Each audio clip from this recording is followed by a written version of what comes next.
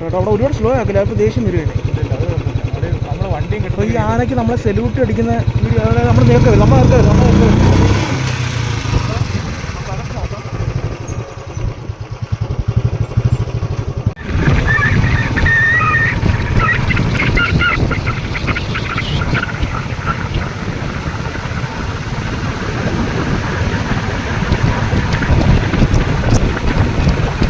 തൊട്ടടുത്ത് കാണാൻ പറ്റും. അണ്ണ വെട്ടോടിയുടെ വെട്ടോടിക്ക് വെട്ടം. മതി. നമ്മുടെ മൂന്നാർ മറയൂർ റൂട്ടിലാണ് ഇപ്പോൾ നമ്മളുള്ളത്. നമ്മളിപ്പോൾ കാണുന്നത് മാനുകളെയാണ്.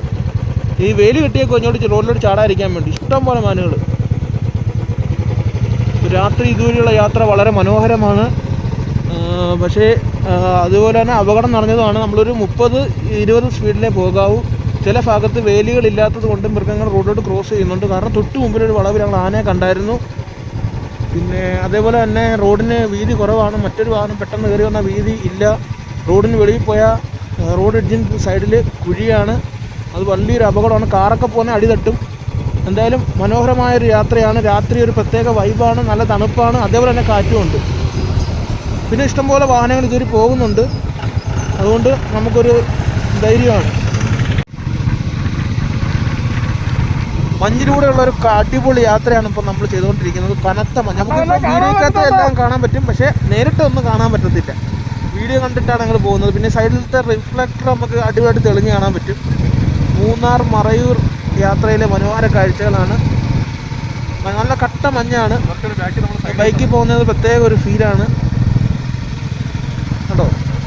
ഇഷ്ടംപോലെ വണ്ടികളുണ്ട്, അതുകൊണ്ട് രസമാണ്. വണ്ടികളെ വെട്ടം മഞ്ഞത്തെ പ്രതിഫലിച്ച് കാണാം. ഒരു പ്രത്യേക രീതിയിലാണ് കാണുന്നത്. ഇങ്ങനെയാണ്. പക്ഷേ അങ്ങേര് സ്പീഡ് കുറച്ചു. ഗിരിപ്പട്ടെ കുഴപ്പമില്ല, വിസിബിളാണ്. ഒന്നും കാണാൻ പറ്റില്ല.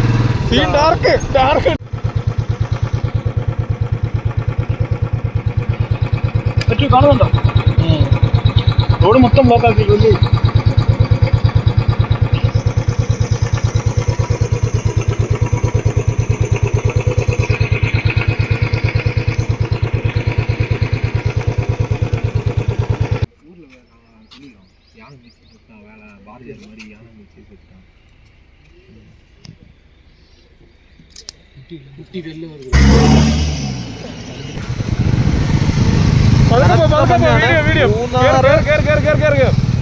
മറയൂർ റൂട്ടിലാണ് ഇപ്പോൾ രാത്രി നമ്മൾ സഞ്ചരിച്ചുകൊണ്ടിരിക്കുന്നത്. ഇപ്പോൾ നമ്മൾ മുന്നിൽ പോകുന്ന റെജിലേട്ടനാണ്, കണ്ണൂരിൻ്റെ റൈഡറാണ്.